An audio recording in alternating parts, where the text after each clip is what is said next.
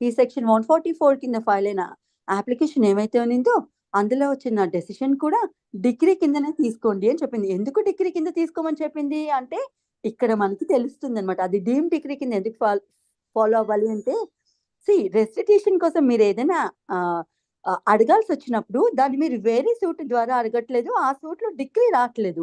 మీరేం చేస్తారు, అప్లికేషన్ పెట్టుకోండి. ఏ కోర్టులో అయితే ఆల్రెడీ డిగ్రీ వచ్చేసిందో అది రాంగ్ఫుల్ గా వేరొక పర్సన్ కి ఆ బెనిఫిట్స్ వెళ్ళిపోయి ఉంటున్నాయో అపీల్ లో అది కనుక రివర్స్ అయి ఉంటే మళ్ళీ సేమ్ కోర్టులోనూ ఒక అప్లికేషన్ పెట్టుకోండి. మళ్ళీ మీరు సెపరేట్ సూట్ ఫైల్ చేయొద్దు ఆ రెస్టిట్యూషన్ కోసం.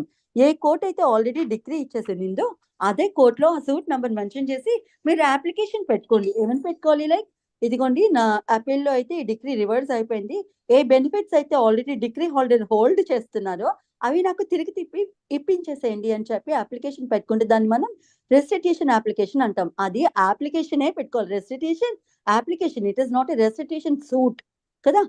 సో ఆ అప్లికేషన్ లో వచ్చిన ఆర్డర్ ఏమైతే ఉంది అది ఆర్డర్ కదా. ఆబ్వియస్లీ అప్లికేషన్ లో ఎక్కడ డిగ్రీ రాదు. డిగ్రీ మనకి సూట్ ఫైల్ చేస్తుంటే end result of a particular suit will be a decree, a judgment followed by a decree. ఇంకెక్కడా డిగ్రీ రాదు. అపీల్ లో వచ్చేది మనకి ఆర్డర్స్ ఏవైతే ఉన్నాయో వాటిని మనం జడ్జ్మెంట్ అంటాం.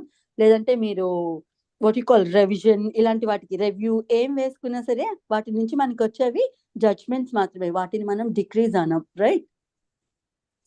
సో ఇక్కడ ఏం చెప్పారు, డీమ్ డిగ్రీ అని ఎందుకు తీసుకోమని అర్థమైందా. అక్కడ అప్లికేషన్ పెట్టుకుంటాం, ఆ అప్లికేషన్ లో వచ్చిన ఆర్డర్ ఏమైతే ఉందో దాన్ని డిగ్రీ కిందనే భావించండి. It is a deem degree. Is is clear అండి ఎందుకు డీమ్ డిగ్రీ కింద భావించమన్నారు.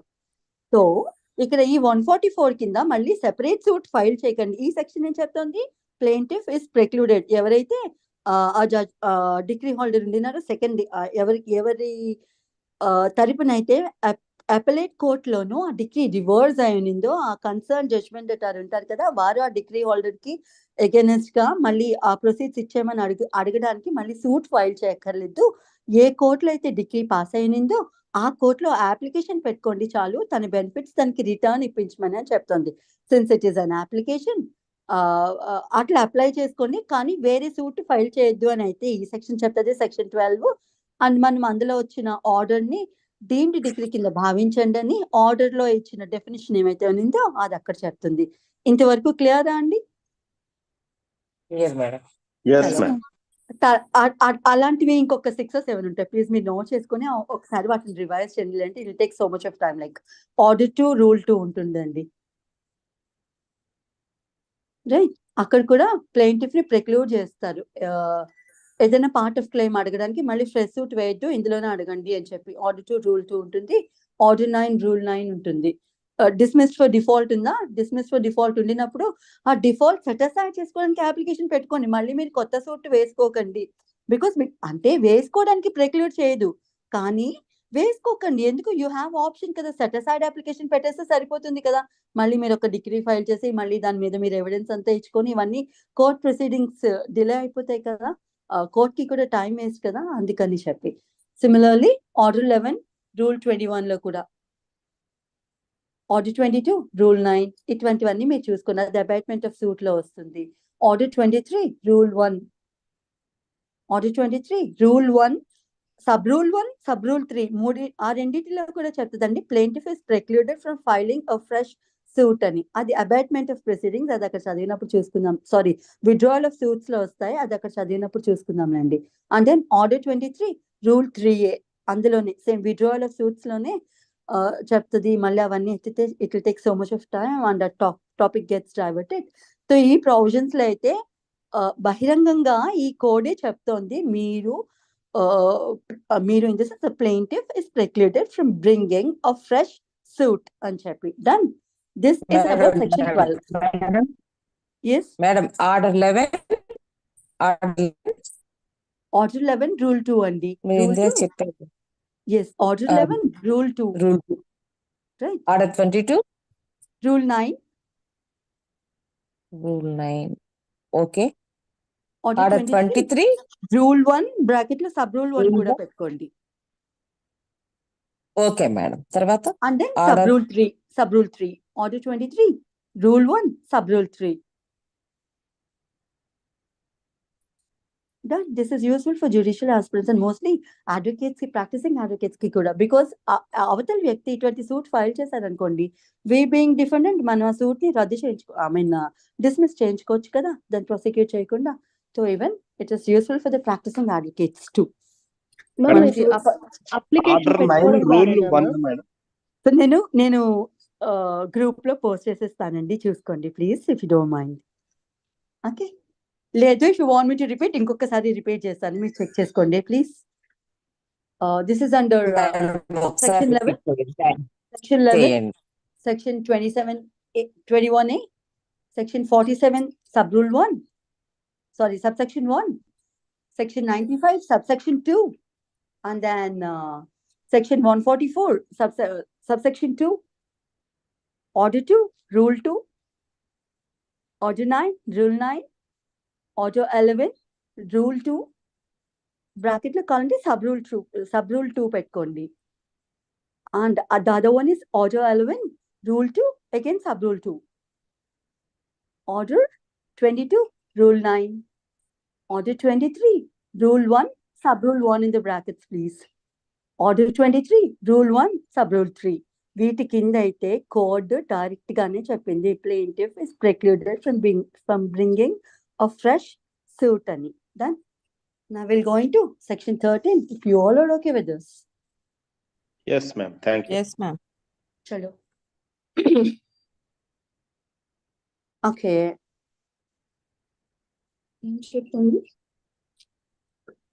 This is about foreign court and foreign judgment, right? When foreign judgment is not conclusive, Anedi, yes? Yes?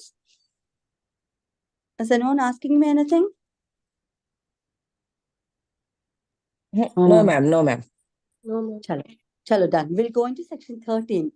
Section 13, foreign judgments ఎప్పుడు కన్క్లూసివ్ కాదు అని చెప్తుంది. Conclusive అంటే finally decided and final గా decide అయితే దాని ఇదే ఉంటుంది బైండింగ్ కాదా అని.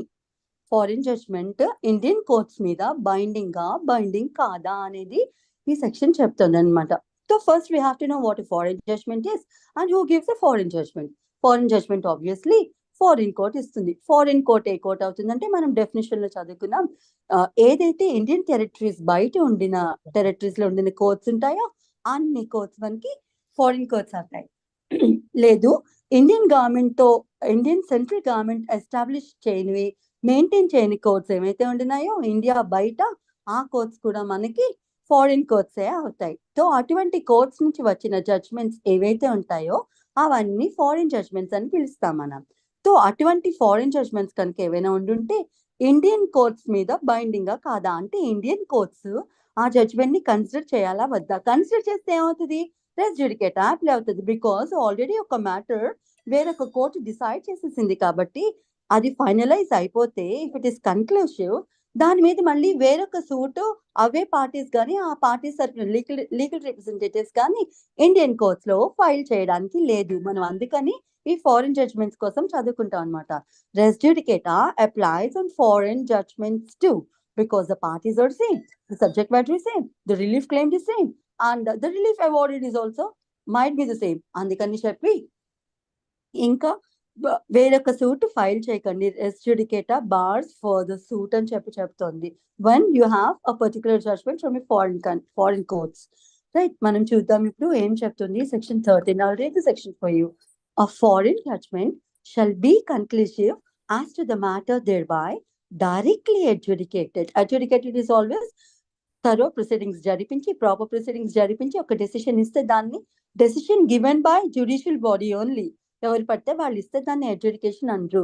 నేను ఏదైనా నా దగ్గరికి ఇద్దరు పార్టీస్ వచ్చారనుకోండి కాంప్రమైజ్ కి, నేను వాళ్ళిద్దరిని కాంప్రమైజ్ చేసేసి నేను పేపర్ మీద రాసేసి సైన్ చేసి ఇచ్చేస్తాను చదువుతున్నాయని, అదే అడ్జుడికేషన్ అవ్వదు.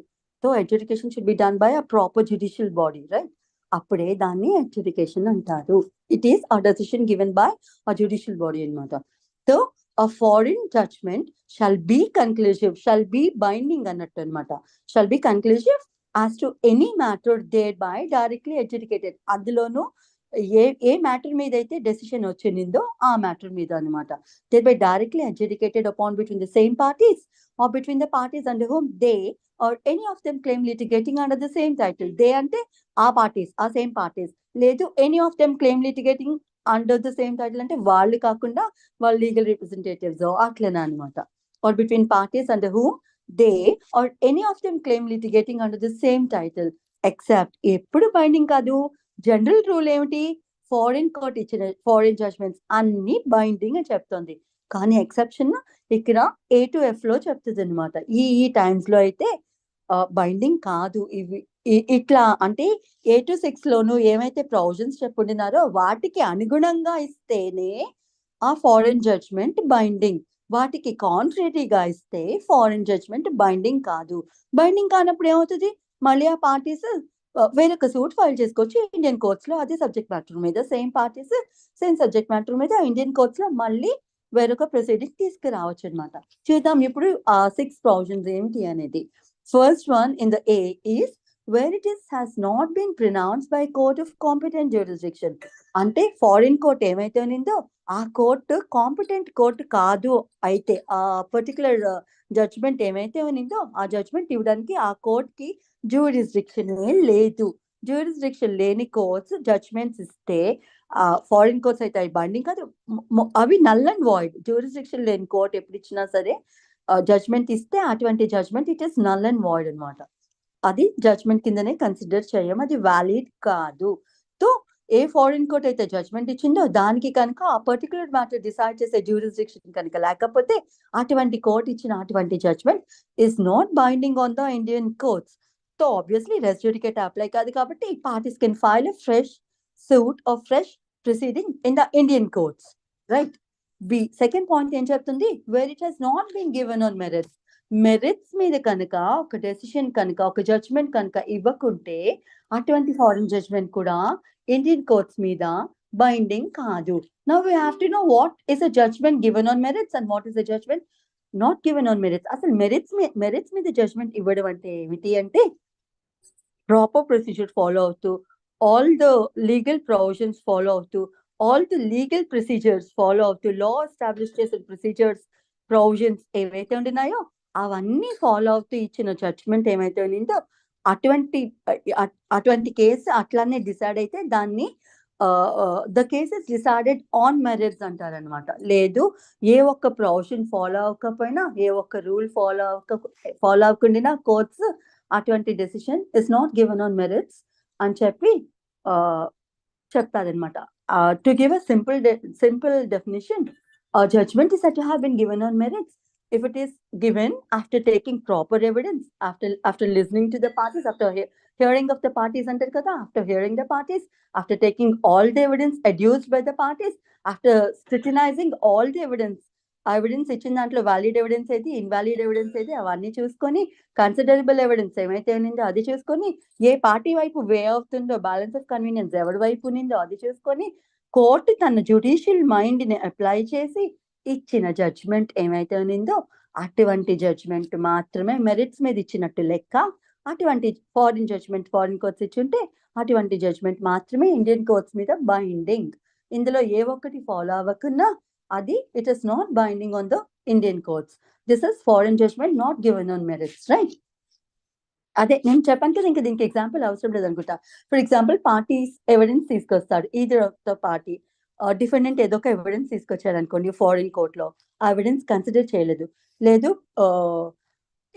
ఇలాంటివి ఏవైనా సరే, లేదంటే ఒక పార్టీని ఎగ్జామిన్ చేయమని కోర్టు ఆర్డర్ ఇచ్చింది, ఆ ఎవిడెన్స్ ని పార్టీ తీసుకురాలేదు, స్టిల్ అది కన్సిడర్ చేయకుండా డెసిషన్ ఇచ్చేసింది. ఇటువంటి ఇర్రెగ్యులారిటీస్ ఏమైతే ఉండినాయో లా ప్రొవైడ్ చేసిన ప్రొవిజన్స్ ఏమైతే ఉండినాయో అవేమీ ఫాలో అవ్వకుండా ఏదైనా డెసిషన్ కనుక ఇచ్చేస్తే that is deemed to be not given on merits and such judgment given by the foreign court is not binding on the Indian courts.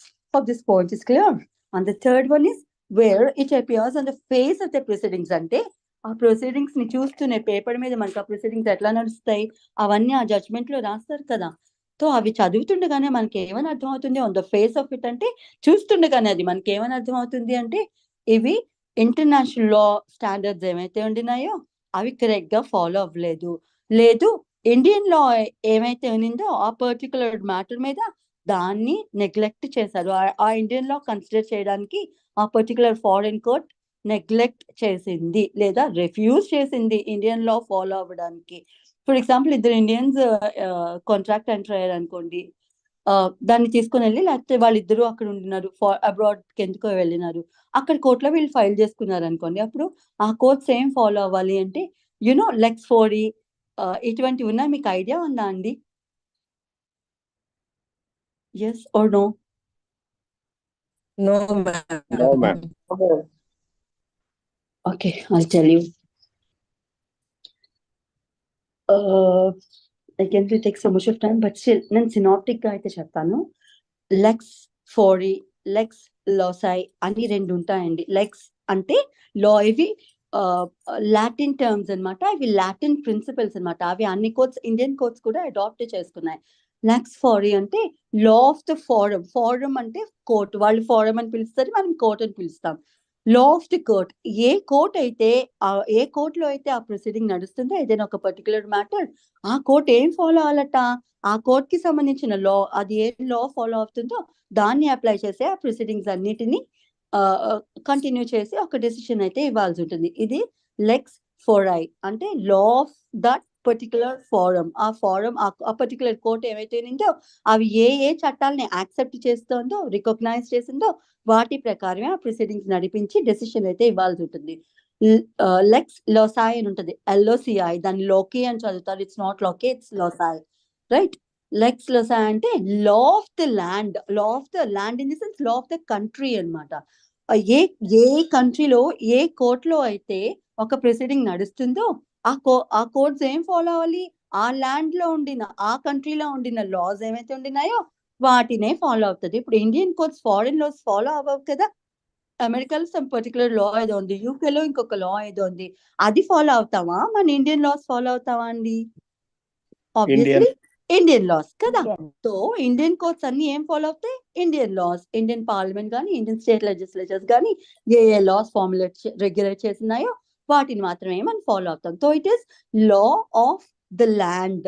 మన కంట్రీలో ఏ లాస్ ఉన్నాయో ఆ లాస్ నే మనం ఫాలో అవుతాం. ఇది లెక్స్ లాస్, లెక్స్ 4I. సో ఇక్కడ మనం ఏం చదువుకుంటాం? ఇంటర్నేషనల్ లా గురించి చదువుకుంటున్నప్పుడు మళ్ళీ international law, public international law and private international లా అని రెండు లాస్ ఉంటాయి. అంటే ఇంటర్నేషనల్ లా అంటే అన్ని కంట్రీస్ కి సంబంధించిన రూల్స్ అండ్ రెగ్యులేషన్స్ అన్ని, ఏమైనా డిస్ప్యూట్స్ వస్తే ఏ లా ఫాలో అవ్వాలి అంటే మనం ఇంటర్నేషనల్ లానే ఫాలో అవుతాం. రెండు కంట్రీస్ లో డిస్ప్యూట్స్ వస్తాయి, రెండు కంట్రీస్ కి మధ్యన డిస్ప్యూట్స్ వస్తాయి. I'll tell you again what a public international law is, a private international law is. రెండు కంట్రీస్ మధ్యన ఆఫీషియల్ డిస్ప్యూట్స్ ఏమైనా వచ్చాయి అంటే కంట్రీస్ గవర్నమెంట్స్ కి సంబంధించి, రైట్? ఒక కంట్రీ యూకే గవర్నమెంట్ కి లేకపోతే యుఎస్ఏ గవర్నమెంట్ కి, ఆ రెండు కంట్రీస్ కి సంబంధించి ఏదైనా డిస్ప్యూట్స్ ఉత్పన్నం అయ్యాయనుకోండి, అది పబ్లిక్ ఇంటర్నేషనల్ లా గవర్న్ చేస్తుంది ఆ డిస్ప్యూట్ ని. ఇంటర్నేషనల్ కోర్ట్ ఆఫ్ జస్టిస్ ఉంది కదా, అందులోనే ప్రొసీడింగ్స్ ఏ లా, యూకే లా ఫాలో అవుతారా, యుఎస్ఏ లా ఫాలో అవుతారా అంటే రెండు లాస్ ఫాలో అవ్వకూడదు కదా. ఒక పర్టికులర్ లా అంటూ ఉండాలి కదా, పర్టికులర్ రూల్స్ అండ్ రెగ్యులేషన్స్ ఉండాలి కదా. ఇద్దరు డిఫరెంట్ వ్యక్తుల మధ్యన గొడవ వచ్చినప్పుడు వారిది ఫాలో అవ్వకూడదు, వీరిది ఫాలో అవ్వకూడదు. Should be special law like, and that such law is public international లా. ఏదైనా రెండు కంట్రీస్ మధ్య డిస్ప్యూట్స్ వచ్చినప్పుడు దాన్ని రెగ్యులేట్ చేసే కొన్ని రూల్స్ అండ్ రెగ్యులేషన్స్ ఉండాలి కాబట్టి that will be held up by the public international law. And ఈ ప్రైవేట్ ఇంటర్నేషనల్ లా ఏమవుతుందంటే రెండు ఇండిపెండెంట్ కంట్రీస్ మధ్యన ఇండివిజువల్స్ కి డిస్ప్యూట్ వచ్చినప్పుడు, అంటే ఇక్కడ కంట్రీస్ గవర్నమెంట్స్ కి సంబంధించి కాదు, it is a private dispute between the citizens or the individuals living in two particular countries, like 2 or more countries, whatever it may be. Like USA లో ఉండే సిటిజన్ కి, యూకే లో ఉండే సిటిజన్ కి ఏదైనా డిస్ప్యూట్ అరైజ్ అయింది అనుకోండి, మళ్ళీ ఇప్పుడు సేమ్ యూకే లో వస్తుందా యుఎస్ఏ లో వస్తుందా అంటే నో, ఇక్కడ ప్రైవేట్ ఇంటర్నేషనల్ లా అనేది అప్లై అవుతుంది. బికాస్ ఇవి ప్రైవేట్ రైట్స్, ఏదైనా ఒక ప్రాపర్టీ రైటో, మ్యాట్రిమోనియల్ డిస్ప్యూటో ఇటువంటివి ఏమైనా వచ్చాయనుకోండి, పబ్లిక్ ఇంటర్నేషనల్ లా రాదు, ఇక్కడ ప్రైవేట్ ఇంటర్నేషనల్ లా వస్తుంది. మళ్ళీ ప్రైవేట్ ఇంటర్నేషనల్ లా రూల్స్ ఏమవుతాయంటే, general rule of the private international law, ఏ కంట్రీలో ఎక్కడైతే డిస్ప్యూట్ ఉత్పన్నమైందో ఆ కంట్రీ ప్రకారం, అంటే ఆ డిస్ప్యూట్ రిలేటెడ్ మ్యాటర్ ఏవైతే ఉందో ఏ లా ప్రకారం అయితే వాళ్ళు ఆ కాంట్రాక్ట్ లోకో ఆ సెర్మనీలోకో ఎంటర్ అయ్యారో అది అయితేనే దాని ద్వారానే వాళ్ళని గైడ్ చేయాలి అని చెప్తుంది private international law. Will not go in to the details, మీకు అర్థం అవడానికి చెప్పాను. అది అర్థమవుతుంది, ఇక్కడ సెనారియో అర్థమవుతుంది. ఇంటర్నేషనల్ లో అప్లై చేయలేదంటే ఏ ఇంటర్నేషనల్ లా, ప్రైవేట్ లో అప్లై చేయలేదంటే ఇండియన్ లో అప్లై చేయలేదంటే మళ్ళీ ఇండియన్ లో ప్రైవేట్ వేరే కంట్రీలో సిటిజన్స్ వేసుకున్నప్పుడు ఇండియన్ లో ఎందుకు అప్లై అవుతుంది అనే డౌట్ రావచ్చు. అందుకని చెప్పి కొంచెం క్లుప్తంగా చెప్పాను దానికోసం. సో ఇప్పుడు ఒక ఇండియన్ సిటిజన్ కి ఒక ఫారిన్ సిటిజన్ కి కాంట్రాక్ట్ కుదిరిందండి. ఆ కాంట్రాక్ట్ ఎక్కడ ఎంటర్ అయ్యారు అంటే ఇండియన్ బౌండరీస్ లోను ఇండియన్ టెరిటరీ మీద ఎంటర్ అయ్యారు అనుకోండి. సో ఇద్దరు వాళ్ళేమో ఫార్చునేట్లీ ఆర్ అన్ఫార్చునేట్లీ ఇంకొక ఫారిన్ కంట్రీలో ఉంటున్నారు. వాళ్ళు contract either of the persons ఆ కాంట్రాక్ట్ బ్రీచ్ చేశారు అనుకోండి. ఈదర్ ఆఫ్ ద పార్టీ ఆ కాంట్రాక్ట్ ని బ్రీచ్ చేశారు ఎవరో ఒకరు. ఇప్పుడు వాళ్ళు ఒక సూట్ ఫైల్ చేసుకోవాలి, ప్రొసీడింగ్ ఫైల్ చేసుకోవాలి. వాళ్ళు ఎక్కడ నివసిస్తున్నారో ఆ ఫారిన్ కోర్ట్ లో వేసేసారు అనుకోండి. ఇప్పుడు foreign court has to follow the private international లా అని చెప్తుంది. ఆ ప్రైవేట్ ఇంటర్నేషనల్ లా తాలూకా రూల్స్ ఏమైతే ఉంటున్నాయో వాటిని ఫాలో అయ్యి ఈ డిస్ప్యూట్ కి సంబంధించి డెసిషన్ ఇవ్వాలి. అండ్ అట్లా ఇస్తున్నప్పుడు if is an Indian citizen, మనం చదువుకుంటున్నాం కాబట్టి మన ఇండియన్ లా ఇండియన్ సిటిజన్స్ అక్కడ అట్రాక్ట్ అవుతారు కాబట్టి మన చట్టంలో వాటి కోసం చదువుకున్నాం కాబట్టి ఇక్కడ ఇండియన్ అనే మెన్షన్ చేస్తారు. ఇండియన్ లా దానికి సంబంధించి ఆ డిస్ప్యూట్ కి సంబంధించి ఇండియన్ లా ఏదైనా ఉంటుంటే please mute this if you don't mind. Bharathi గారు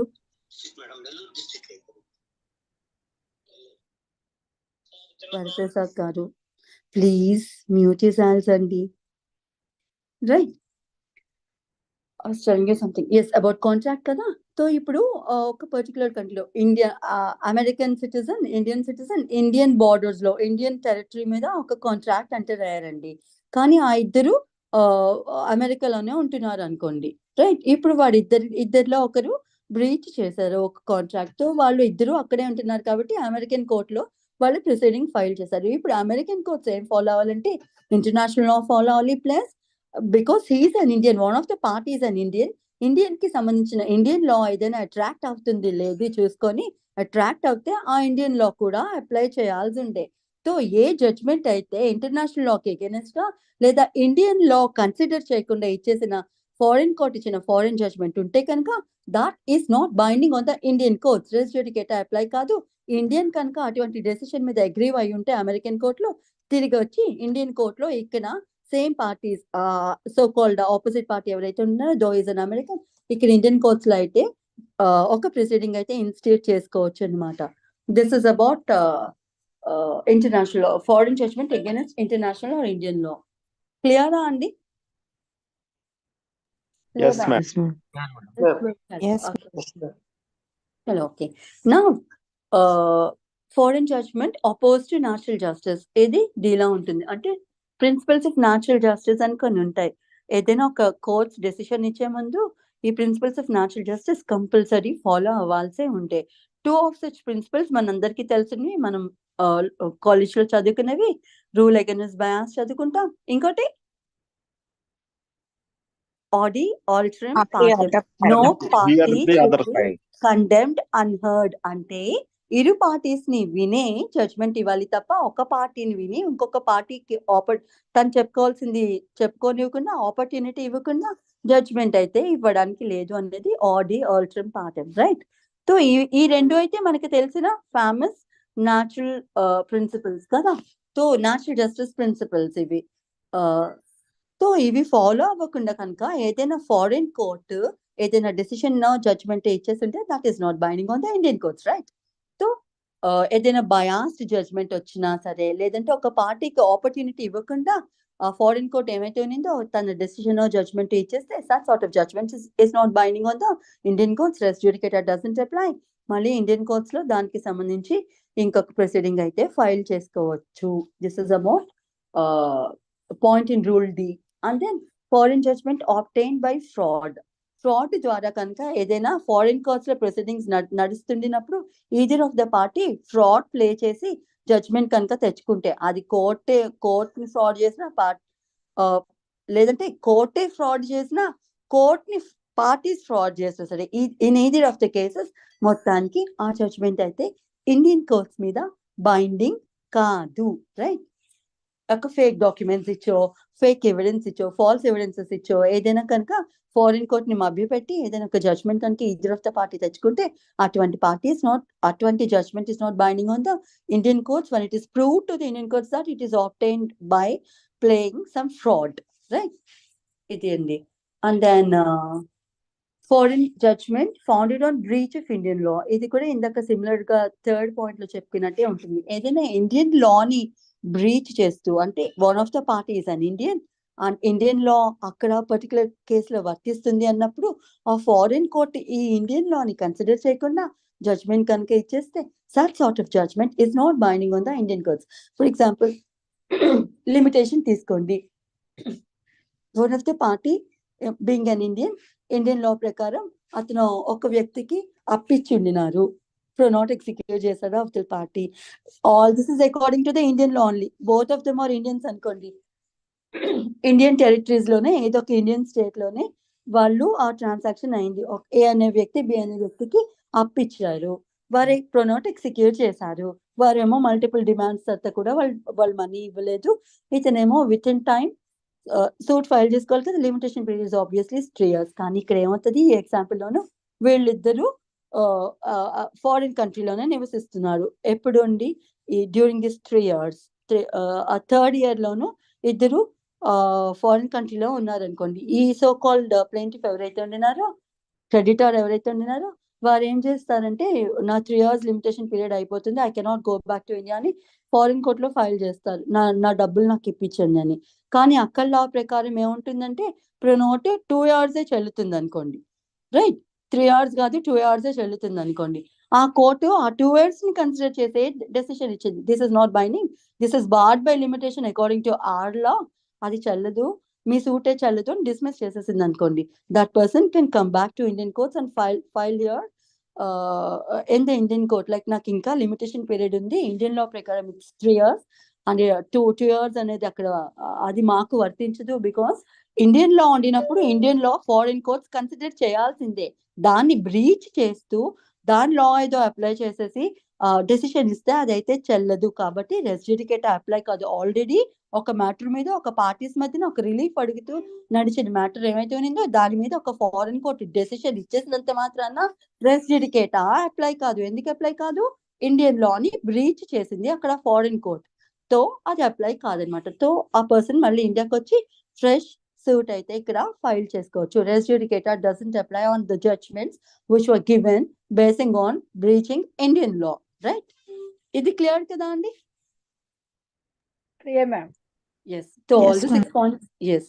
సో ఈ 6 points లో ఏమైతే చెప్పిందో వీటిలోకి ఫాలో అవ్వకుండా వచ్చిన జడ్జ్మెంట్స్ ఏమైతే ఉండినాయో అవన్నీ binding on Indian courts and res judicata applies to them. Like లేదు ఎవరైనా వన్ ఆఫ్ ద పార్టీ వచ్చి ఇప్పుడు అక్కడితో ఫారిన్ జడ్జ్మెంట్స్ అయిపోయింది. ఒక కోర్ట్ ఇచ్చిన జడ్జ్మెంట్ ఉండే అవి 6 categories లోకి వస్తుందా రాదా అది secondary thing.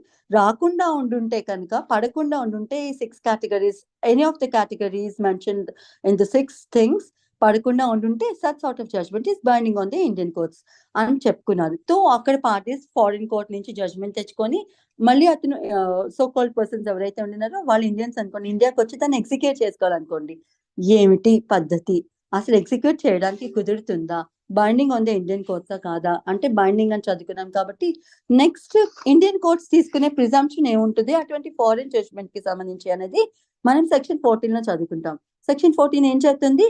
Presumption as to foreign judgement. Foreign judgement కి సంబంధించిన ప్రిజంప్షన్ ఇండియన్ కోర్ట్స్ ఏమని తీసుకోవాలి, ఏమని ప్రెజ్యూమ్ చేయాలి, ఏమని భావించాలంటే ఏం చెప్తుంది? The court will presume upon the production of document purporting అంటే seeming to be on the face of it, అది అవునా కాదా ప్రొసీడింగ్స్ లో తెలుస్తుంది. కానీ on the face of it ఏమని కనిపిస్తుంది? అది ఆ పేపర్ చూడగానే it is a certified copy of a foreign judgment అని ఫారిన్ కోర్ట్స్ నుంచి తెచ్చుకున్న ఒక సర్టిఫైడ్ కాపీ ఏమైతే ఉందో దాన్ని మన ఇండియన్ కోర్ట్స్ లో ప్రొడ్యూస్ చేస్తే Indian court on the face of it దాన్ని చూసి దాని ముద్ర ఉంది certified copy of certain foreign court అని చూడగానే మనం ఏమనుకోవాలి, ఓహో this is a foreign judgement and this is valid అన్నట్టు ఇండియన్ కోర్ట్స్ భావిస్తాయట. దాన్ని unless and until it is contested అది వేరే సంగతి. కానీ on the face of it ఆ పేపర్ చూడగానే ఇండియన్ కోర్ట్స్ ఏం భావిస్తాయి?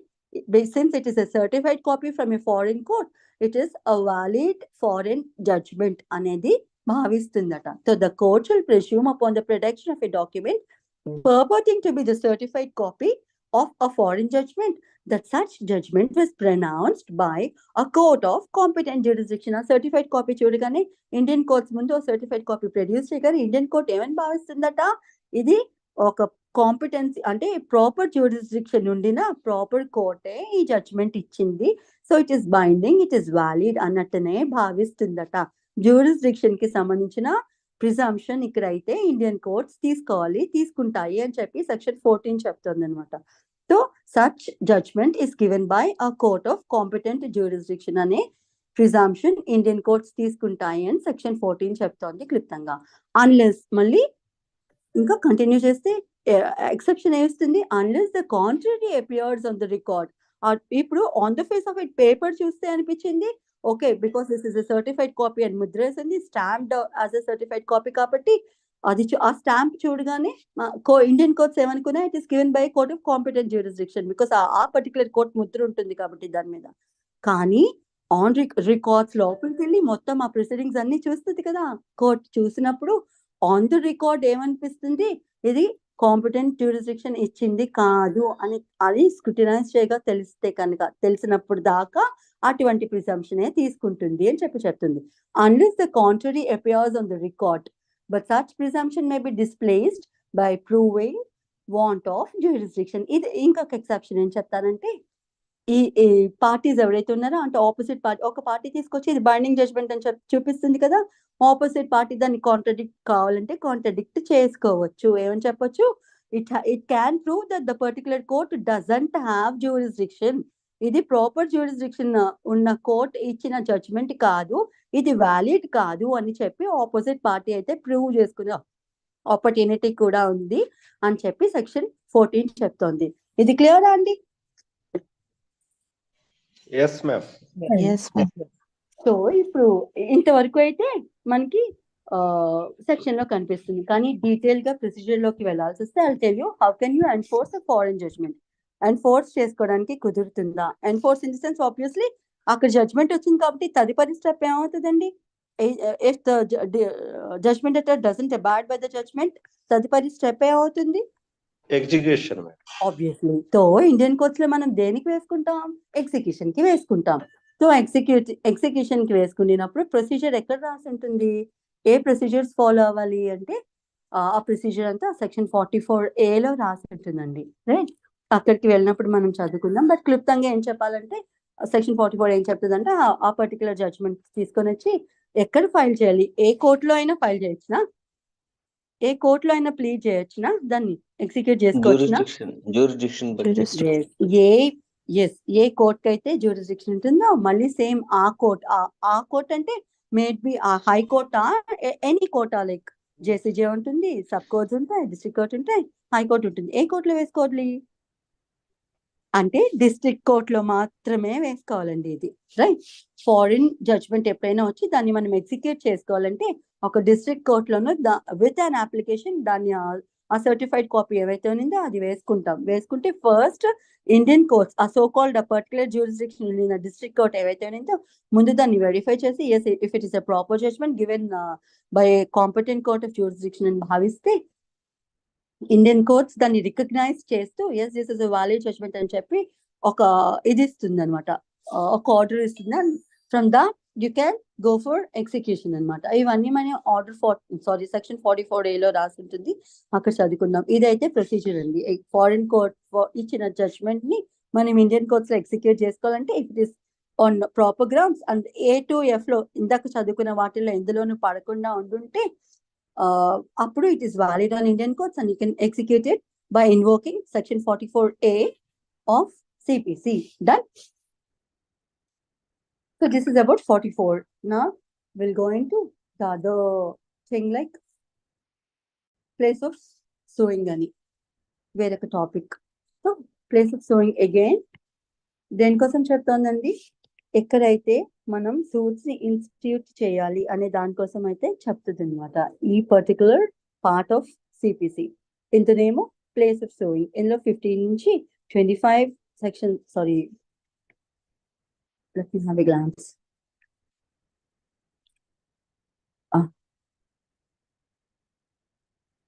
ఎస్ చెప్పింది కరెక్టే. 55 నుంచి సారీ 15 నుంచి 25 దాకా ఉంటాయి ప్రొవిజన్స్ ఇందులోను. కానీ పర్టికులర్ ప్లేస్ ఆఫ్ సూయింగ్ గురించి చెప్పేది మాత్రం 15 నుంచి 20 సెక్షన్స్ వరకునే. అందులో మాత్రమే ఏ సూట్, ఏ సబ్జెక్ట్ మ్యాటర్ కి సంబంధించిన ఏ సూట్ మనం ఎక్కడ ఇన్స్టిట్యూట్ చేయాలి, ఏ కోర్టులో ఫైల్ చేసుకోవాలి అనేది ఇక్కడ చెప్తుంది అనమాట. So this is none other than territorial jurisdiction. మనం సబ్జెక్ట్ మ్యాటర్ జ్యూరిస్డిక్షన్ చదువుకున్నాం సెక్షన్ 9 కింద, పెక్యునరీ జ్యూరిస్డిక్షన్ కోసం చదువుకున్నాం సెక్షన్ 6 కింద. ఇంకా the other kind of jurisdiction is territorial jurisdiction. A territory కిందకి ఏ సబ్జెక్ట్ మ్యాటర్ వచ్చినప్పుడు అది ఏ కోర్టులో ఫైల్ చేసుకోవాలి అనేది మనం ఈ టెరిటోరియల్ జ్యూరిస్డిక్షన్ లో చదువుకుంటాం కదా.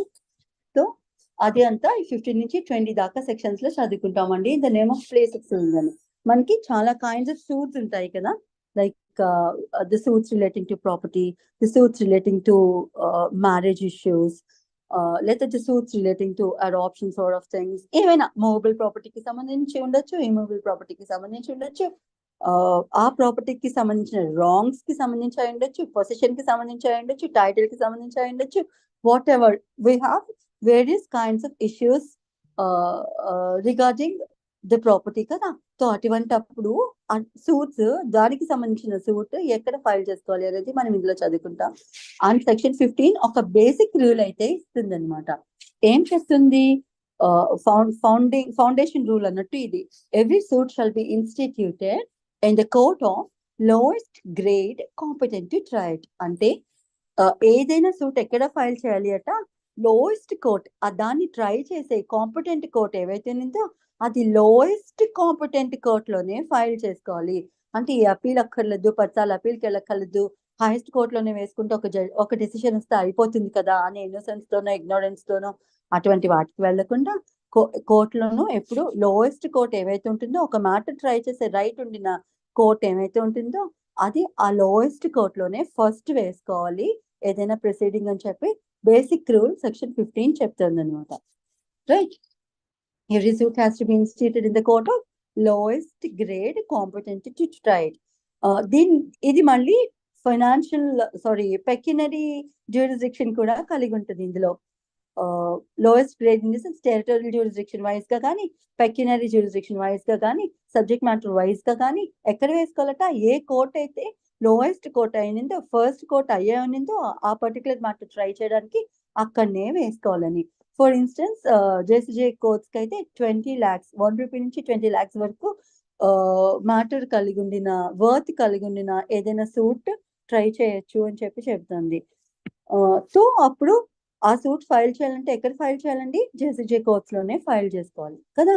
అది ఆబ్వియస్ గా తెలిసిన విషయం. కానీ if A suit worth is around 35 lakhs అని అనుకుందాం, అప్పుడు అది ఎక్కడ ఫైల్ చేసుకోవాలి? SCJ court. Senior civil judge court లో ఫైల్ చేసుకోవాలి కదా. కానీ మీరు ఏం చేస్తారంటే, give me a moment, excuse me.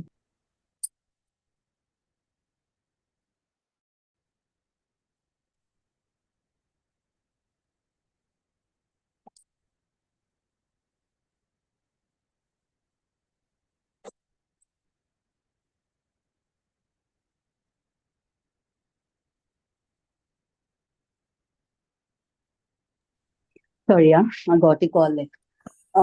ఏం చెప్తున్నాను? So every suit has to be filed in a court of lowest court competent to try it అని చెప్పి సింపుల్ గా చెబుతుంది. సో ఏదైనా పెక్యునరీ వర్త్ ఉండినా సరే, సబ్జెక్ట్ మ్యాటర్ కి సంబంధించిన సరే, అది ట్రై చేసే లోయెస్ట్ కోర్ట్ ఏమైతే ఉండిందో అది అక్కడే ఫైల్ చేసుకోవాల్సి, ఆ కన్సర్న్ కోర్ట్ లోనే ఫైల్ చేసుకోవాల్సి ఉండే. నేను ఇందాక చెప్తున్న ఎగ్జాంపుల్ లో 35 lakhs వర్త్ సూట్ ఉండింది అనుకోండి, అది సబ్ కోర్ట్ లో ఫైల్ చేసుకోవాలి. బిలో 20 lakhs అయితే జేసీజే కోర్ట్స్ లో ఫైల్ చేసుకోవాలి. 20 lakhs 1 rupees నుంచి obviously senior civil judge court, and above 50 lakhs 1 rupee నుంచి to the any extent district courts లో ఫైల్ చేసుకోవచ్చు. ఇది పెక్యునరీ లిమిట్స్. కానీ ఒక ప్రాపర్టీ వర్త్ మనం ఏ 50 lakhs తీసుకున్నాం అనుకోండి, లేదంటే ఏ 30 lakhs తీసుకున్నాం అనుకోండి, ఆ కోర్ట్ లో ఫైల్ చేయకుండా దాని హైయర్ కోర్ట్ ఏమైతే ఉన్నిందో ఆ కోర్ట్ లో ఫైల్ చేసేసాం అనుకోండి, అది చెల్లదు అని చెప్తారు అనమాట. ప్రాపర్ పెక్యునరీ జ్యూరిస్డిక్షన్ ఏ కోర్టుకి అయితే అలౌ చేస్తున్నారో ఆ కోర్టులోనే ఆ కన్సర్న్ లోయెస్ట్ కోర్టులోనే ఫైల్ చేయాలి తప్పితే హైయర్ కోర్టులో ఫైల్ చేసుకోవడానికి లేదు అన్నట్టు, right? So will go into section 16. Suits to be instituted where subject matter is situated. ఇక్కడ ఇది కూడా ఒక ఫౌండేషన్ రూల్ అన్నట్టే. సబ్జెక్ట్ మ్యాటర్ ఎక్కడైతే సిట్యుయేట్ అయిందో this is with regard to immovable property mostly. Immovable property ఎక్కడైతే సిట్యుయేట్ అయ్యిందో దాని రిలేటెడ్ గా ఏదైనా ఇష్యూస్ ఉత్పన్నమైనప్పుడు ఎరాస్ అయినప్పుడు ఆ ఇమూవబుల్ ప్రాపర్టీ ఏ కోర్టు జ్యూరిస్డిక్షన్ లో సిట్యుయేట్ అయిందో ఆ కోర్టులో మాత్రమే ఆ పర్టికులర్ సూట్ ఫైల్ చేసుకోవాలి అని చెప్పేది సెక్షన్ 16 అండి. సబ్జెక్ట్ ద pecuniary, మళ్ళీ this is again constricted to pecuniary and other limitations too. అంటే మళ్ళీ దాని pecuniary limits కూడా చెక్ చేసుకోవాలి. అంటే ఫర్ ఎగ్జాంపుల్ ఒక ప్రాపర్టీ వర్త్ 25 lakhs అనుకోండి, కానీ అదేమో ఒక డిస్ట్రిక్ట్ కోర్ట్ పరిధిలోకి వస్తుందండి. డిస్ట్రిక్ట్ కోర్ట్ పరిధిలోకి వస్తున్నప్పుడు అక్కడ డిస్ట్రిక్ట్ కోర్ట్ కింద ఫైల్ చేయడానికి లేదు, lowest court to try it, like అది పెక్యునరీ జ్యూరిస్డిక్షన్ కలిగిన కోర్టు ఏమైతే ఉందో ఆ కోర్టు జ్యూరిస్డిక్షన్ లోనే ఫైల్ చేసుకోవాలి అన్నట్టు. Subject to the pecuniary or the other limitations prescribed by the law suits for the recovery. ఒక 6 kind of things చెప్తారు. ఈ వీటికి సంబంధించిన ఈ అంశాలకి సంబంధించిన సూట్స్ అయితే ఇమూవబుల్ ప్రాపర్టీ ఎక్కడైతే సిట్యుయేట్ అయిందో అక్కడనే ఫైల్ చేసుకోవాలి. First thing is for the recovery of immovable property with or without rent or profits. Immovable ప్రాపర్టీకి సంబంధించిన ఏదైనా రికవరీకి వేసుకోవాలనుకోండి, ఒక ప్రాపర్టీని అన్ఆథరైజ్డ్ గా ఎవరైనా ఒక పర్సన్ ఆక్యుపై చేసేస్తున్నారు వీటిని రికవర్ చేసి, సో అటువంటిప్పుడు ఆ ఇమూవబుల్ ప్రాపర్టీ ఎక్కడ సిట్యుయేట్ అయిందో ఏ కోర్ట్ జ్యూరిస్డిక్షన్ లోకి వస్తుందో ఆ కోర్టులోనే ఫైల్ చేసుకోవాలి. Whether you asking for the rents, whether you asking for the profits or not. మీరు రెంట్స్ అండ్ ప్రాఫిట్స్ తో కలిపి అడగకున్నా సరే ఒక పొజిషన్ కి సంబంధించి రికవరీ ఆఫ్ ప్రాపర్టీకి సంబంధించి రికవరీ ఇమూవబుల్ ప్రాపర్టీకి సంబంధించి ఏదైనా ఒక డిస్ప్యూట్ ఉత్పన్నమైనప్పుడు ఆ ప్రాపర్టీ ఎక్కడ సిట్యుయేట్ అయిందో ఆ కోర్టు జ్యూరిస్డిక్షన్ లో మాత్రమే అది అక్కడ ఫైల్ చేసుకోవాలి అని చెప్తాను. Similar is the case with partition of immovable property. ఏదైనా ఒక ఇమూవబుల్ ప్రాపర్టీకి సంబంధించిన పార్టిషన్ దావా వేసుకోవాల్సి వచ్చినప్పుడు ఆ ఇమూవబుల్ ప్రాపర్టీ ఎక్కడైతే సిట్యుయేట్ అయి ఉందో ఏ కోర్టు జ్యూరిస్డిక్షన్ లోకి ఆ ఇమూవబుల్ ప్రాపర్టీ వస్తుందో పార్టిషన్ దావా అక్కడనే వేసుకోవాలి. పార్టిషన్ రిలేటెడ్ ఆల్ ఇష్యూస్ కి సంబంధించిన సూట్స్ ఏమైనా ఆ కోర్టులోనే వేసుకోవాలి. Similarly for foreclosure, sale or redemption, దీనికోసం నేను ఆల్రెడీ ఎక్స్ప్లెయిన్ చేశాను. ఇవి ఓన్లీ ఈ పదాలు మనకి మార్గేజ్ లోనే తడతాయి, మార్గేజ్ సూట్స్ లోనే వస్తాయి తప్పితే ఇంకొకర రావు. For foreclosure, sale or redemption in case of mortgage or charge upon immovable property.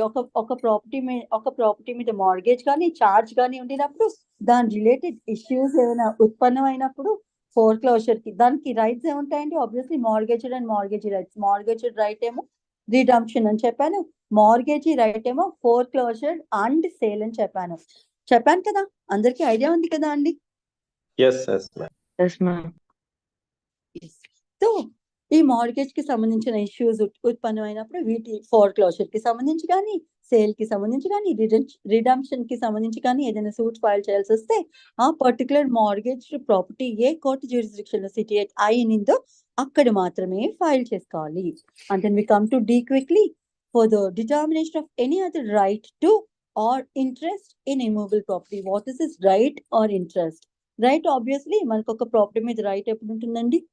Made be in form of lease, mortgage, లేదంటే ఓనర్షిప్, ఇట్లా ఏమైనా ఇన్ని రకాలుగా మనకు ఒక ప్రాపర్టీ మీద రైట్ ఉండొచ్చు కదా. మనం ఏదైనా ఒక ప్రాపర్టీని మార్గేజ్ చేస్తే మార్గేజీగా ప్రాపర్టీ మీద రైట్ వస్తుంది, లేదు లీజ్ చేసాం, ఆ లీజ్ మీద కూడా వేరొక పర్సన్ కి ఇంట్రెస్ట్ వస్తుంది. దో ప్రాపర్టీ ఓనర్ ఒకరైనా సరే ఇంకొక పర్సన్ కి దాని మీద రైట్ ఎట్లా వస్తుంది? ఇట్లా వస్తుంది. లేదు గిఫ్ట్ ఇచ్చాం, ఆ వ్యక్తికి డోనీకి ఆ రైట్స్ వచ్చేస్తాయి. అండ్ దెన్ సిమిలర్లీ ఇటువంటి అన్ని కేసెస్ ఒక ప్రాపర్టీకి సంబంధించిన ట్రాన్స్ఫర్ కి సంబంధించి ఏ కైండ్స్ ఆఫ్ ట్రాన్స్ఫర్స్ ఉండినాయో అన్ని ట్రాన్స్ఫర్స్ లో ఆపోజిట్ పర్సన్ కి దాని మీద రైట్స్ అయితే వస్తాయి కదా. So the truthful owner, rightful owner అయినా సరే లేదంటే ఇలా రైట్స్ సంక్రమించిన పర్సన్ ఎవరైనా సరే దానికి సంబంధించి ఏదైనా ఇష్యూస్ ఉత్పన్నమైనప్పుడు వేసుకోవాలి, ఒక దావా వేసుకోవాలి అనుకుంటే అది ఎక్కడ వేసుకోవాలంటే ఆ ఇమూవబుల్ ప్రాపర్టీ ఏ కోర్ట్ జ్యూరిస్డిక్షన్ లో వస్తుందో అక్కడనే వేసుకోవాలి, right? For the determination of any other right or interest in immovable property. నాకు ఈ ప్రాపర్టీ మీద ఇంట్రెస్ట్ ఉంది అని చెప్పి నన్ను క్లెయిమ్ చేస్తున్నా. ఇంట్రెస్ట్ అనేది ఎప్పుడు వస్తుందంటే మీకు దాని మీద అబ్సల్యూట్ రైట్ అండ్ పొజిషన్ ఉండవండి. ఓన్లీ దాని మీద ఒక కైండ్ ఆఫ్ ఇంట్రెస్ట్ మాత్రమే వస్తుంది. For example I'll tell you, మనకి వేరే వాళ్ళ ప్రాపర్టీ పట్ల ఏమైనా రైట్ ఉంటుందా వేరే వాళ్ళ ప్రాపర్టీ పట్ల ప్రొసీడ్ అవడానికి? ఇప్పుడు మా పక్కన వేరొక హౌస్ ఉన్నింది, ఆ హౌస్ మీద నాకేమైనా రైట్ ఉంటుందా? No, madam. So one person is not supposed to interfere with the property of the other person unless and until that person any right over that property arises to you in the eye of law. కదా, ఇప్పుడు ఆ person నాకు ఆ property ఏమైనా mortgage చేశారనుకోండి, ఇప్పుడు నాకు right వస్తుందా ఆ హౌస్ మీద? లేదా నా పక్కన వేకెంట్ ల్యాండ్ ఉంది, అది నాకు లీజ్ కి ఇచ్చాడు అనుకో, నాకు రైట్ వస్తుందా? సో ఇట్లా రైట్స్ ఉత్పన్నం అవుతాయి. ఇట్లా కాకుండా ఇంకొక సోర్స్ ఎట్లా తీసుకోవచ్చు అంటే, అన్బౌండ్ పర్సన్స్ కి ఒక ప్రాపర్టీ డొనేట్ చేసి ఉండినారు అనుకోండి, గిఫ్ట్ ఇచ్చినారు అనుకోండి. ఇప్పుడు అన్బౌండ్ పర్సన్స్ లేకపోతే మైనర్స్ ఎవరైనా ఒక ప్రాపర్టీ ఇచ్చున్నారు, గిఫ్ట్ చేస్తున్నారు అనుకోండి, ఇప్పుడు వాళ్ళకి ఆ ఇంట్రెస్ట్ వచ్చినట్టా రానట్టా ఆ ప్రాపర్టీ మీద హక్కు? గిఫ్ట్ ఇచ్చుంటే వచ్చినట్టే ఒక మైనర్ కి, ఒక మనవడికి who is around 15 years of age, తన గ్రాండ్ సన్ కి వాళ్ళ గ్రాండ్ ఫాదర్ ఆయన ప్రాపర్టీ గిఫ్ట్ డీడ్ రాసేసి ఉన్నారండి, లేదంటే వీళ్ళమ్మ రాసేస్తున్నారు నా ప్రాపర్టీ అంతా నా మనవడికి చెందుతుంది అని. ఆ మనవడు ప్రస్తుతానికి 15 years of age ఉంది. ఇప్పుడు ఆ పర్సన్ కి ఆ 15 years ఉన్న ఆ మనవడికి ఆ ప్రాపర్టీ మీద రైట్ ఉందా లేదా? Is he the rightful owner or not? అతని పొజిషన్ లో ఉందా? Can he exercise that right? ఇప్పుడు ప్రాపర్టీ మీద రైట్ అంటే మనకి ఏం రైట్స్ ఉండాలి? ఈ ప్రాపర్టీకి సంబంధించిన అన్ని రైట్స్ ఉండాలి. ఓనర్షిప్ ఉంది అంటే అర్థం ఏంటంటే దాన్ని మనం అమ్ముకోవచ్చు, తాకట్టు వాట్ యు కాల్ మార్గేజ్ చేయొచ్చు, లేదంటే దాన్ని ఏమైనా నాశనం చేసుకోవచ్చు, ఏమైనా చేయొచ్చు. ఇప్పుడు ఆ రైట్ ఆ మనవడికి ఉందా? లేదు మేడం, 18 years ఎందుకు లేదు? మైనర్ కాబట్టి. In the eye of law, he cannot hold that property. What do you want?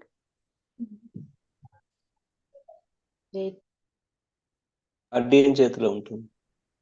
చలో, సో కానీ ఇప్పుడు ఇటువంటి ప్రాపర్టీ ఇప్పుడు సమ్ అదర్ పర్సన్ ఆక్యుపై చేసేసి ఉన్నారనుకోండి, ఈ పర్సన్ కి రైట్ ఉండినట్ట, లేదంటే కామ్ గా నాకు ఇప్పుడు రైట్ లేదు కాబట్టి నేను కామ్ గానే కూర్చుంటానా, ఊరుకుంటారా? Will you approach court of law or not? Yes, but ఇతను వెళ్ళడానికి లేదు కాబట్టి ఇతని బదులు some authorized person will file a suit కదా. సో నేను ఇక్కడ ఎందుకు చెప్తున్నానంటే, ఇంట్రెస్ట్ అనేది ఎలా వస్తుంది అని చెప్తాను. ఈ పర్టికులర్ మైనర్ కి ఆ ప్రాపర్టీ మీద ఇంట్రెస్ట్ ఉందా లేదా?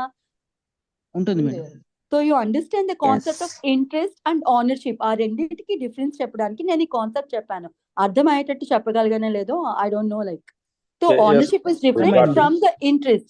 ఇంట్రెస్ట్ అనే కాన్సెప్ట్ నుంచి ఓనర్షిప్ అనే కాన్సెప్ట్ డిఫరెంట్.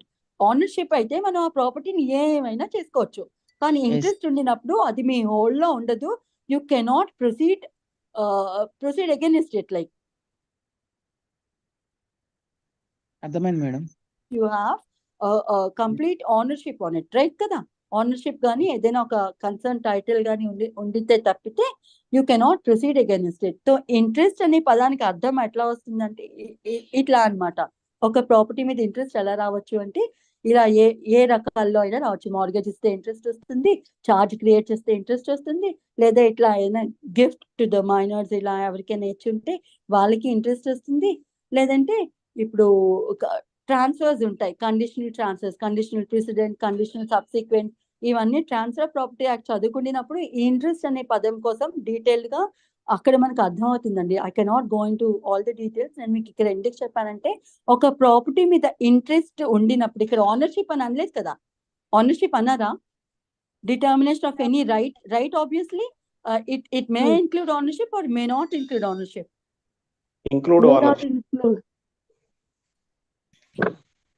సో అట్లా అన్నమాట. అది ఇంట్రెస్ట్ ఓనర్షిప్ లో అయినా కావచ్చు, లేదంటే ఏదైనా ఇంట్రెస్ట్ ఇంకే ఫామ్ లో అయినా, చట్టం ఐలో in the eye of law ఏదైనా ఇంట్రెస్ట్ క్రియేట్ ఉండున్నప్పుడు దాని మీద ఏమైనా ప్రొసీడ్ అవ్వాల్సి వచ్చినప్పుడు కూడా ఎట్లా ఎక్కడ ఏ కోర్టులో ఇనిషియేట్ చేసుకోవాలంటే, ఏ కోర్ట్ జ్యూరిస్డిక్షన్ లో పర్టికులర్ ప్రాపర్టీ ఉందో ఆ ప్రాపర్టీకి సంబంధించిన ఆ డిస్ప్యూట్ ఏదైనా సరే ఆ పర్టికులర్ కోర్టులోనే ఫైల్ చేసుకోవాలి. And then for compensation for wrong immovable property. ఏదైనా ఒక ఇమ్మూవబుల్ ప్రాపర్టీ పట్ల రాంగ్ చేసాం. మళ్ళీ what is this wrong to immovable property తెలియని వాళ్ళకైతే, for example this can be in form of trespass. మనం వేరే వాళ్ళ ప్రాపర్టీలోకి ఇంటర్ఫియర్ అవ్వడానికి ఏ పర్సన్ కి రైట్ ఉండదు. బట్ మనం ఒకరి Madam? ప్రాపర్టీలోకి వాళ్ళ పర్మిషన్ లేకుండా అనాథరైజ్డ్ గా వెళ్తే దాన్ని మనం ఏమని పిలుస్తాం? ట్రెస్పాస్ అంటాం కదా. ట్రెస్పాస్ అంటాం. సో ఇవన్నీ రాంగ్స్ టు ఇమ్మూవబుల్ ప్రాపర్టీ. లేదు వేరొక ప్రాపర్టీని మనం డ్యామేజ్ చేసాం, మా పక్కింటి వాళ్ళ గార్డెన్ నేను పగలకొచ్చాను అనుకో, it's wrong to immovable property అనమాట. సో ఇటువంటి రాంగ్స్ ఏదైనా చేస్తే, లేదు వాళ్ళకి ఇన్కన్వీనియన్స్ కలగజేసేలాగా వాళ్ళ ఇంట్లో నేను చెత్త పోసేస్తున్నాను, it is wrong to immovable property, right? ఈ రాంగ్స్ టు ఇమ్మూవబుల్ ప్రాపర్టీస్ అంటే ఇటువంటివన్నీ వస్తాయండి. సో ఏదైనా రాంగ్ టు ఇమ్మూవబుల్ ప్రాపర్టీకి సంబంధించి ఏదైనా సూట్ కనుక కోర్టులో ఫైల్ చేయాల్సి ఉంటే అప్పుడు కూడా ఆ ఇమ్మూవబుల్ ప్రాపర్టీ ఎక్కడ సిట్యుయేట్ అయిందో అక్కడే వేసుకోవాలి అని చెప్తుంది. For the compensation for wrong to immovable property, ఏ కోర్ట్ జ్యూరిస్డిక్షన్ లోకి ఆ ప్రాపర్టీ వస్తుందో అక్కడనే ఫైల్ చేసుకోవాలి. And finally for the recovery of the movable property actually under distraint or attachment, అంటే ఈ ప్రాపర్టీ అనాథరైజ్డ్ గా వేరొకరు ఆక్యుపేషన్ లో ఉండిన మూవబుల్ ప్రాపర్టీ, లేదంటే కోర్ట్ యొక్క అటాచ్మెంట్ లో ఉండినా సరే, అటువంటి మూవబుల్ ప్రాపర్టీకి సంబంధించి ఏదైనా మనం ఫైల్ చేసుకోవాలి అంటే సూట్ దగ్గర ఫైల్ చేసుకోవాలి. ఏ కోర్టు జ్యూరిస్డిక్షన్ లో, ఏ కోర్ట్ అండర్ లో మూవబుల్ ప్రాపర్టీ అటాచ్మెంట్ లో అనిందో అదే కోర్టులో సూట్ ఫైల్ చేసుకోవాలి అని చెబుతోంది. క్లియరా అండి? కానీ మేడం పవర్ ఆఫ్ అటార్నీ అన్నప్పుడు ఇంట్రెస్ట్ ఎట్లా వస్తుంది మేడం? పవర్ ఆఫ్ అటార్నీ అన్నప్పుడు ఇంట్రెస్ట్ వస్తుందా, ఎట్లా ఓనర్షిప్? ఇంట్రెస్ట్ అగైన్ ఇప్పుడు పవర్ ఆఫ్ అటార్నీకి సంబంధించి మీరు ఏం పనులు చేశారు అనే దాని కదా. ఇప్పుడు పవర్ ఆఫ్ అటార్నీ నేను సబ్ బికి పవర్ ఆఫ్ అటార్నీ ఇచ్చి ఆ ప్రాపర్టీకి సంబంధించి మార్గేజ్, లీజ్ ఏమైనా ట్రాన్సాక్షన్స్ చూడొచ్చు. లేదా ఒక పర్టికులర్ ట్రాన్సాక్షన్ కి సంబంధించి పవర్ ఆఫ్ అటార్నీ ఇచ్చాడు, నా బదులు ఈ ప్రాపర్టీని ఆ వ్యక్తి ఎవరికైనా మార్గేజ్ చేయొచ్చని. Yes, he can mortgage on behalf of మీ కదా. కానీ ఇప్పుడు సుప్రీం కోర్ట్ ఇచ్చిన కొత్త రూల్ ఏమైతే ఉందో అదేంటంటే పవర్ ఆఫ్ అటార్నీ యూజ్ చేసి ఒక ప్రాపర్టీని అమ్మడానికి అయితే లేదు, విక్రయ హక్కులు అయితే తీసేసింది supreme court, right? Recent judgment ద్వారా. So other than that power of attorney ద్వారా నేను మీకు ఏ రైట్ ఇచ్చినా సరే ఆ రైట్ ని నా బదులు ఆ power of attorney holder exercise చేయొచ్చు, provided it is a legal right, right? Thank you. చలో ఇప్పుడు ఇక్కడ వీటన్నిటికీ ఒక ఎక్సెప్షన్ చెప్తుంది కింద. ఏం చెప్తుంది? Provided that is suit to obtain relief respecting to or compensation for, ఏదైనా ఒక ప్రాపర్టీకి సంబంధించి కానీ ఒక కాంపన్సేషన్ కానీ అడగాల్సి వచ్చినప్పుడు అది ఎక్కడ ఫైల్ చేసుకోవాలి? మనం ఇందాక ఏం చెప్పుకున్నాం? For compensation for wrong to immovable ప్రాపర్టీలో పైన ఏం చెప్పుకున్నాం అండి? ఇమ్మూవబుల్ ప్రాపర్టీ ఎక్కడైతే సిట్యుయేట్ అయిందో ఆ కోర్టులో ఫైల్ చేసుకోండి కాంపన్సేషన్ అడగడానికి అని చెప్పింది. కానీ ఇక్కడ ఎక్సెప్షన్ ఏం చెప్తుందంటే provided that is suit to obtain relief respecting or compensation for wrong to immutable property held by or on behalf of defendant. Defendant hold చేస్తున్నారు, held by defendant or held on behalf of defendant. Defendant తరపున ఇంకెవరైనా hold చేస్తున్నారు అనుకోండి. So అటువంటి వాటికి సంబంధించి ఏదైనా ఒక కాంపన్సేషన్ క్లెయిమ్ చేసి రావాల్సి వచ్చినప్పుడు అది ఎక్కడ క్లెయిమ్ చేస్తాం? ఆ కాంపన్సేషన్ ఏ సూట్ లో ఏ కోర్టులో ఫైల్ చేస్తామంటే where the relief sought can be entirely obtained through personal obedience. Personal obedience అంటే ఆ పర్సన్ స్వయాన కోర్టుకి వచ్చి ఆన్సర్ చేయడం. సో ఏదైనా ఒక ఇమ్మూవబుల్ ప్రాపర్టీకి అది డిఫెండెంట్ హోల్డ్ లో ఉండిన ఇమ్మూవబుల్ ప్రాపర్టీకి సంబంధించి ఆ పర్టికులర్ డిఫెండెంట్ ఏవైనా రాంగ్ చేసి ఉండుంటే, ఇందాక చెప్పిన రాంగ్స్ లాంటివి చేసి ఉండుంటే, అటువంటి రాంగ్స్ కి సంబంధించి కాంపన్సేషన్ అడగడానికి ఏదైనా సూట్ ఫైల్ చేయాల్సి ఉంటే అండ్ ఆ సూట్ ని ఆన్సర్ చేయడానికి డిఫెండెంట్ స్వయాన కోర్టుకు వచ్చి ఆన్సర్ చేస్తే సరిపోతుంది అన్నప్పుడు ఇమ్మూవబుల్ ప్రాపర్టీతోనే సంబంధం లేదు, ఆ పర్సన్ వచ్చి ఆన్సర్ చేసేస్తే సరిపోతుంది అనుకున్నప్పుడు ఆ దావా ఎక్కడ ఫైల్ చేయొచ్చట? డిఫెండెంట్ ఎక్కడ నివసిస్తుంటే అక్కడ, ఎక్కడ వర్క్ చేస్తుంటే అక్కడ, ఎక్కడ జాబ్ ఎక్కడ బిజినెస్ చేస్తుంటే అక్కడ. అంటే ఏ కోర్ట్స్ జ్యూరిస్డిక్షన్ అంటే ఏదైనా ఒక ఊర్లో నువ్వు వర్క్ చేస్తున్నా, వేరొక ఊర్లో బిజినెస్ చేస్తున్నా, వేరొక ఊర్లో నివసిస్తున్నా, ఈ 3 ఊర్లో ఏ కోర్ట్స్ లో అయినా వేసుకోవచ్చు అని చెబుతుంది అనమాట. నేను చెప్పాను మీకు కాన్కరెంట్ జ్యూరిస్డిక్షన్ అనేది ఒకటి ఉంటుంది. అంటే 2 కోర్ట్స్ కి ప్యారలల్ గా రైట్ ఉంటుంది. ఈ కోర్ట్ కి రైట్ ఉంటుంది, ఆ కోర్ట్ కి రైట్ వస్తుంది ఒక మ్యాటర్ ని డిసైడ్ చేయడానికి అని. ఎలా వస్తుంది అంటే ఇందులో వస్తుంది, ప్రొవిజన్స్ లో వస్తుంది అని చెప్పాను కదా, ఇట్లా వస్తుంది అనమాట. ఇప్పుడు మల్టిపుల్ కోర్ట్స్ కి జ్యూరిస్డిక్షన్ వచ్చిందా అండి? ఏ కోర్టులో వేసుకోవచ్చు అంటే for example A court jurisdiction లో అతను నివసిస్తున్నాడు, అక్కడ ఫైల్ చేసుకోవచ్చు.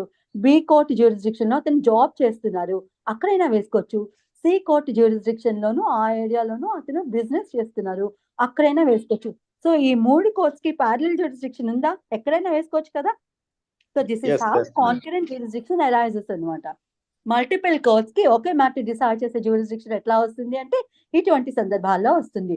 సో ఇక్కడ మెయిన్ గా కాన్సెప్ట్ ఏమిటంటే ఒక పర్సన్ ఏదైనా డిఫెండెంట్ ఒక ప్రాపర్టీకి సంబంధించి ఏదైనా రాంగ్ కమిట్ చేసినప్పుడు అండ్ ఇమూవబుల్ ప్రాపర్టీకి సంబంధించి రాంగ్ కమిట్ చేసినప్పుడు అండ్ ఆ రాంగ్ ఆన్సర్ చేయడానికి అతను స్వయానా కోర్టుకు వచ్చి ఆన్సర్ చేస్తే సరిపోతుంది అనుకుంటున్నప్పుడు ఇమూవబుల్ ప్రాపర్టీ ఎక్కడ సిట్యువేట్ అయినా పర్వాలేదు, కానీ ఆ డిఫెండెంట్ ఎక్కడ రిసైడ్ అవుతున్నారో అక్కడైనా వేసుకోవచ్చు, జాబ్ చేస్తే ఎక్కడ జాబ్ చేస్తున్నారో అక్కడ వేసుకోవచ్చు, ఎక్కడ బిజినెస్ చేస్తున్నారో అక్కడైనా వేసుకోవచ్చు. And I'll give you an example for this.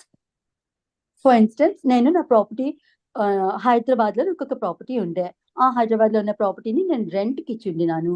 ఆ సో కాల్డ్ ఆ టెనెంట్ ఎవరైతే ఉండినారో ఆ ప్రాపర్టీని డిస్ట్రాయ్ చేసేసారు, ప్రాపర్ గా మెయింటైన్ చేయలేదు. పోనీ it is a wrong to immovable property, నా డోర్స్ విండోస్ ఏవో పగలు కొట్టేశారు. సో నేను సూట్ ఫైల్ చేసుకోవాలంటే జనరల్ రూల్ ఏముంటుందండి, వేర్ ద ప్రాపర్టీ సిట్యుయేటెడ్ ఆ కోర్టు జ్యూరిస్డిక్షన్ లో వేసుకోవాలి. సో నేను లీగల్ గా అయితే హైదరాబాద్ వెళ్ళి హైదరాబాద్ కోర్టులో కదా నేను అతనికి ఎగెనెస్ట్ గా నేను కోర్టులోను సూట్ ఫైల్ చేసుకోవాల్సి ఉండే. కానీ ఇక్కడ ఇచ్చిన వెసులుబాటు ఏమిటంటే if the defendant can come down to Visakhapatnam, నేను విశాఖపట్నంలో ఉంటున్నాను, if you come down and answer to my query, so then మీరు వైజాగ్ కోర్టులో కూడా వేసుకోవచ్చు. నేను ఎక్కడ ఉండుంటే అక్కడ వేసుకోవచ్చు, లేదంటే డిఫెండెంట్ ఇంకెక్కడైనా డిసైడ్ అవుతుంది. డిఫెండెంట్ గుంటూరు కోర్టులోను గుంటూరు కోర్టు జ్యూరిస్డిక్షన్ లోను జాబ్ చేస్తున్నారు అనుకోండి, అక్కడైనా వేసుకోవచ్చు. లేదు అనంతపూర్లోనే ఏదైనా బిజినెస్ చేస్తున్నారు అనుకోండి, నేను అక్కడికి వెళ్ళి వేసుకోవచ్చు సూట్. సో డిఫెండెంట్ ని అక్కడికి వచ్చి ఆన్సర్ చేయమని పిలవగల ఇది ఉండినప్పుడు ఏ కోర్టులో అయినా ఫైల్ చేసుకోవచ్చు అని చెప్తున్నారు. సో ఇప్పుడు నేను ఆ డిఫెండెంట్ సో కాల్డ్ టెనెంట్ అనంతపూర్లోను ఏదైనా ఒక బిజినెస్ చేసుకున్నాను అనుకోండి, నేను అనంతపూర్ వెళ్ళి అక్కడ ఫైల్ చేసుకోవచ్చు. And I can ask that particular defendant or the tenant to come over to Anantapur and answer my query like నాకు ఇంత కాంపెన్సేషన్ కావాలి, ఇదిగో నా డోర్స్ పగల కొట్టేసారు, నాకు ₹1,00,000 అవుతుంది, ఇప్పుడు నా హౌస్ నేను రీమోడల్ చేసుకోవాలి అనుకుంటే, రిపేర్ చేసుకోవాలి అనుకుంటే నాకు 1,00,000 అవుతుంది, నాకు 1,00,000 కాంపెన్సేషన్ కోసం నేను అనంతపూర్లో వేసుకున్నాను, వేసుకోండి. And the defendant can come down and answer. సరే మీకు కావాల్సింది ఏమిటి అక్కడ? కాంపెన్సేషన్, డబ్బులు అడుగుతున్నారు, రిలీఫ్ ఏం అడుగుతున్నారు? నా ప్రాపర్టీని బాగు చేయని అడిగాను అనుకోండి, మళ్ళీ ప్రాపర్టీ ఎక్కడుందో అక్కడే వేసుకోవాలి. నేను ప్రాపర్టీని బాగు చేయమని అడగట్లేదు, నాకు డబ్బులు కావాలి, కాంపెన్సేషన్ కావాలి. రిలీఫ్ ఏమిటి నేను అడుగుతున్నది? కాంపెన్సేషన్ కానీ డ్యామేజెస్ కానీ. సో ఆ డ్యామేజెస్ ఏ కోర్టులో అయినా అతను అవార్డ్ చేయొచ్చు కదా.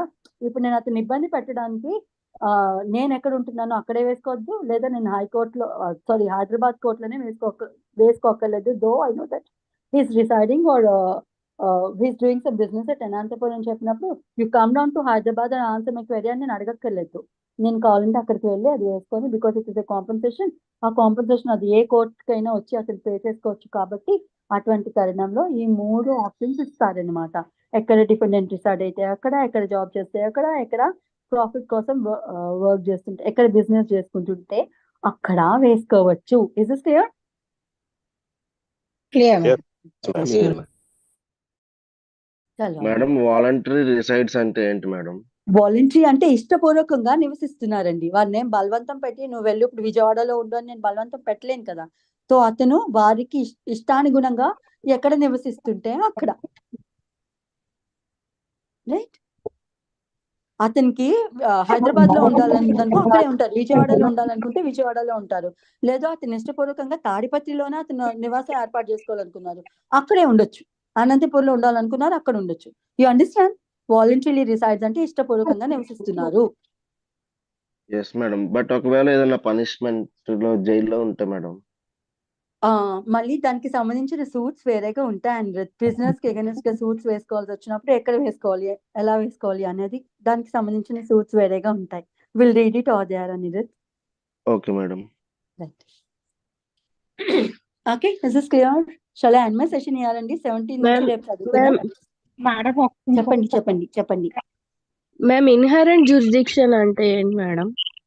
ఇన్హరెంట్ జ్యూరిస్డిక్షన్ అంటే బై బర్త్ ఒక కోర్ట్ క్రియేట్ చేసినప్పుడు ఆ కోర్టుకి పరిధిస్తుంది కదా అంటే కన్సర్న్ స్టేట్ గవర్నమెంట్